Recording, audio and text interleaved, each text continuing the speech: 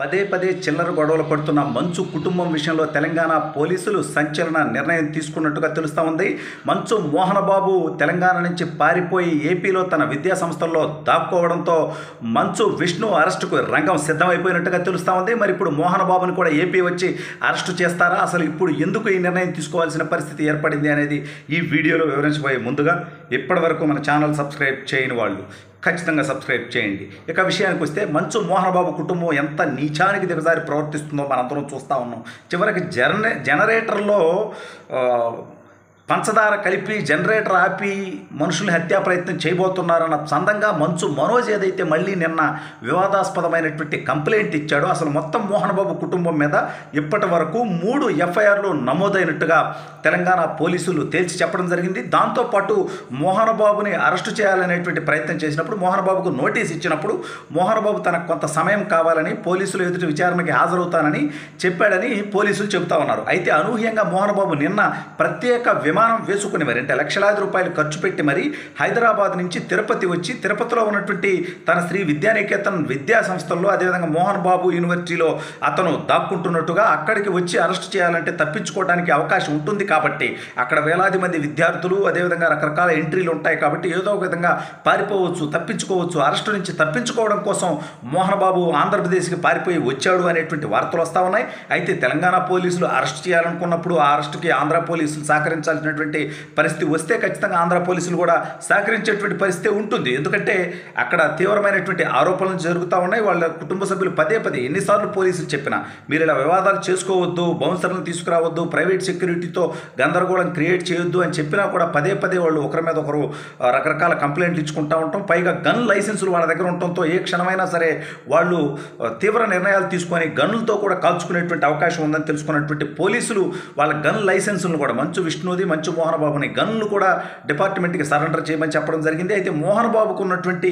Gun licence తెలంగాణది కాదు, ఆంధ్రాకి సంబంధించింది అనేటువంటి వార్తలు వస్తూ ఉన్నాయి. అందుకే తిరుపతి ఎస్పీ గారి దగ్గర కూడా గన్ లైసెన్స్ని సరెండర్ చేశారు అనేటువంటి వార్తలు ఒకవైపు వస్తూ ఉన్నాయి. అయితే మోహన్ బాబు దగ్గర మొత్తం 2 గన్లు ఉన్నట్టుగా తెలుస్తూ ఉంది.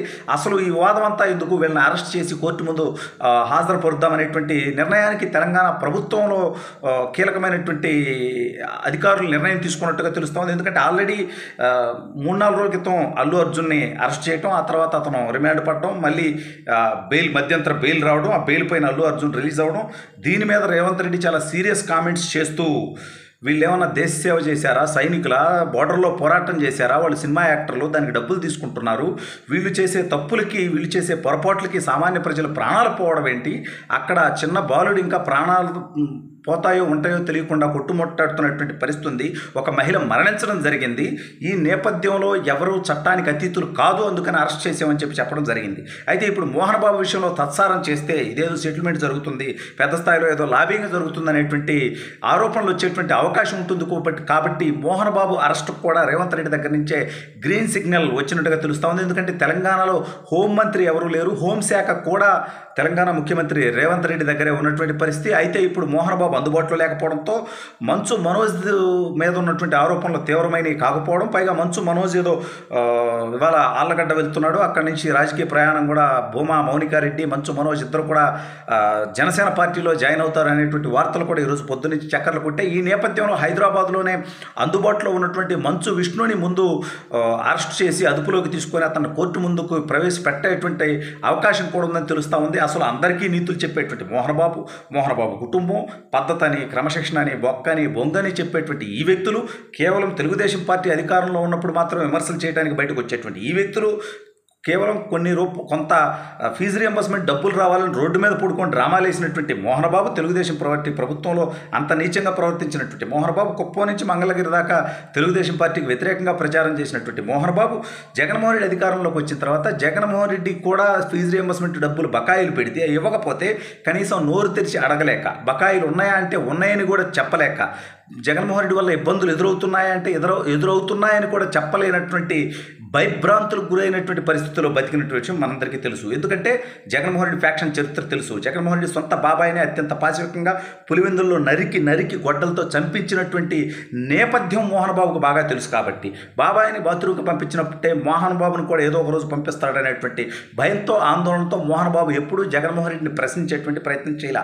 కేవలం చంద్రబాబు నాయుడు గారు ముఖ్యమంత్రిగా ఉంటే, తెలుగుదేశం పార్టీ అధికారంలో ఉంటే చట్ట వ్యతిరేకంగా వీళ్ళు ఏం చేయరనేటువంటి ఉద్దేశంతో వీళ్ళు కొంత చూసి చూడనట్లుగా ఉంటారనేటువంటి ఉద్దేశంతో మోహన్ బాబు లాంటి వ్యక్తులు పెట్టిరేగిపోతూ ఉంటారు. అయితే ఇప్పుడు వాళ్ళు చేసిన తప్పులకి తెలంగాణ ప్రభుత్వం ఆ రకంగా ఉదాసీనంగా ఉండేటువంటి పరిస్థితిలో లేదు. కాబట్టి చాలా అగ్రెసివ్గా ఎవరైతే తప్పు చేస్తారో, సరైనటువంటి కంప్లైంట్ ఉంటే దాని మీద చర్యలు తీసుకోవడానికి తెలంగాణ ప్రభుత్వం సిద్ధంగా ఉండడంతో అల్లు అర్జున్ అరెస్టు జరిగింది. ఇప్పుడు మోహన్ బాబు అరెస్టు, మోహన్ బాబు కుటుంబ సభ్యుల అరెస్టు కూడా అదేవిధంగా ఉండబోతుందని, ముందుగా మంచు విష్ణుని అదుపులోకి తీసుకునేటువంటి అవకాశం ఉందని వార్తలు వస్తూ ఉన్నాయి.